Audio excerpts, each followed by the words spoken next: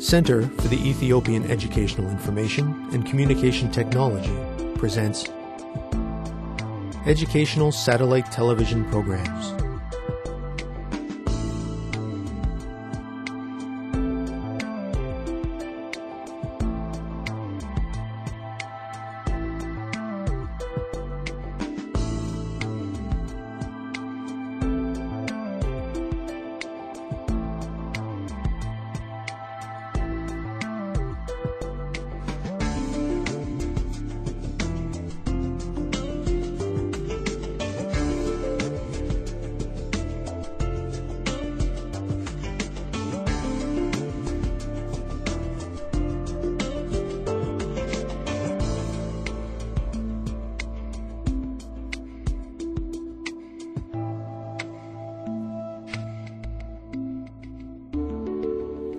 Hello, teacher. Hello, students. Welcome to today's lesson on rule of law and combating corruption. This is our second lesson on this topic. Last time, we focused on the need for individuals to combat corruption. They can do this by being honest in all of their activities and social interactions. Another way to combat corruption on the individual level is to avoid favoritism. In this lesson, we will turn our attention to ways of exposing acts of corruption. We will also discuss the importance of transparency and accountability. Are you ready to get started, students? Students, suppose you witness a cashier in a shop stealing money from the cash register. You know that it is stealing because the cashier puts the money into her pocket and looks around quickly to make sure that no one sees what she is doing. What should you do? What different options do you have for responding to this illegal and immoral act?